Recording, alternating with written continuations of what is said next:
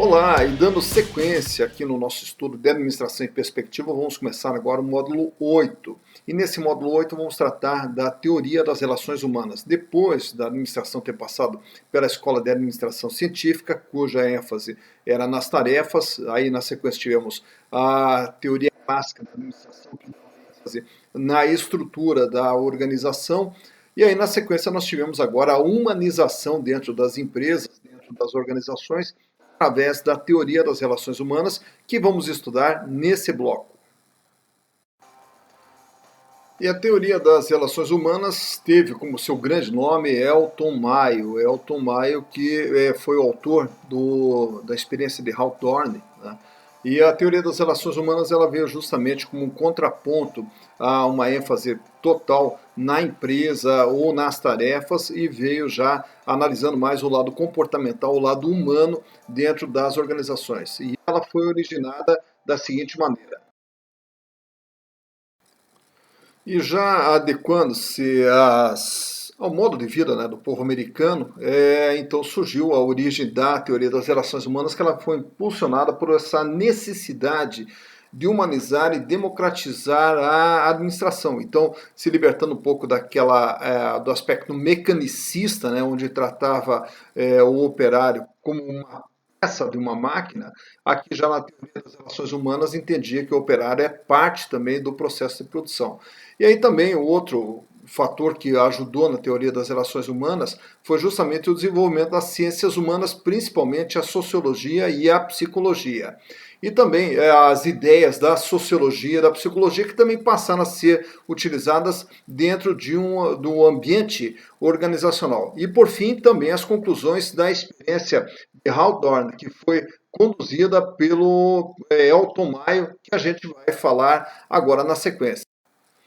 E essa experiência de Hawthorne, que ocorreu em 1927 na empresa Western Electric Company, a ideia nessa primeira fase era verificar a influência que a iluminação tinha na produção. E aí eles constataram que mais do que a influência da iluminação existia todo um fator psicológico, onde quando tinha uma incidência maior de iluminação, os funcionários trabalhavam mais porque se sentiam pressionados. E quando a iluminação diminuía, trabalhavam menos porque se sentiam menos pressionados. Então eles constataram que havia um fator psicológico dentro da produção.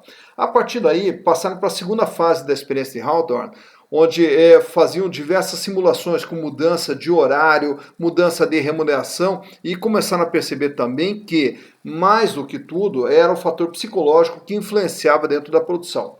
Na terceira fase da experiência, era já um questionário que era feito com todos os funcionários, com todos os empregados da fábrica. E aí perceberam que existia dentro da fábrica a chamada organização informal, onde existiam grupos dentro da empresa que ditavam o funcionamento da empresa. E aí na quarta fase da experiência de Hawthorne, também seguiu na questão dos questionários, sempre identificando o fator psicológico preponderante dentro da produção, mais do que o fator de iluminação, mais do que o fator de estrutura da empresa de uma forma geral.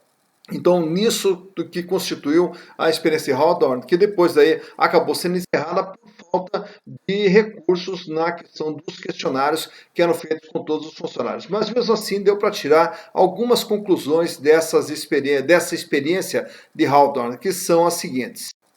Então, a primeira conclusão, que o nível de produção é resultante da integração social.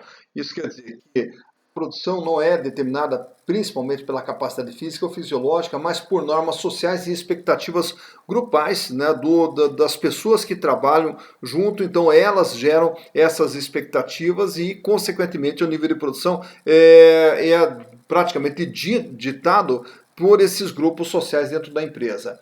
O comportamento social dos empregados também. Entende-se que o indivíduo ele não age de forma isolada, ele age de acordo com o grupo no qual ele está inserido. Portanto, o comportamento da empresa vai muito não de cada indivíduo, mas de como o grupo se comporta e quem faz parte do grupo tenta trabalhar da mesma maneira que o grupo.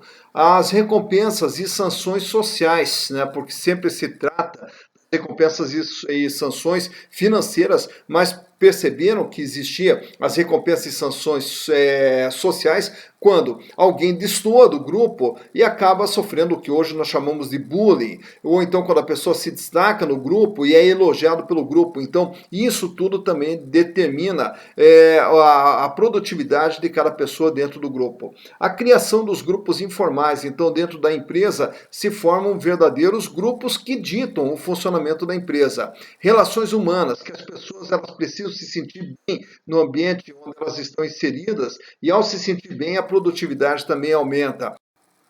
E também a importância do conteúdo do cargo, que foi percebido que as tarefas ou os trabalhos monótonos e maçantes, eles afetavam negativamente a atitude do trabalhador e reduzindo a sua satisfação e a sua eficiência. Portanto, o trabalhador ele tinha que sentir que o trabalho dele também era importante.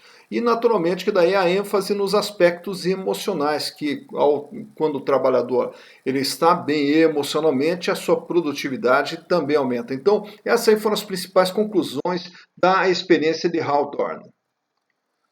E assim vimos então um contraponto, né, da Escola de Administração Científica, e que era uma ênfase nas tarefas, e também da teoria clássica da administração, que era uma ênfase na estrutura da empresa, ambas bastante mecanicistas, indo já para um lado mais humano, a humanização dentro das organizações, que faz com que o lado humano do trabalhador seja também observado e parte, né, da solução para se buscar eficiência, para se buscar a produtividade. E com isso nós encerramos aqui o nosso módulo 8 de Administração em Perspectiva.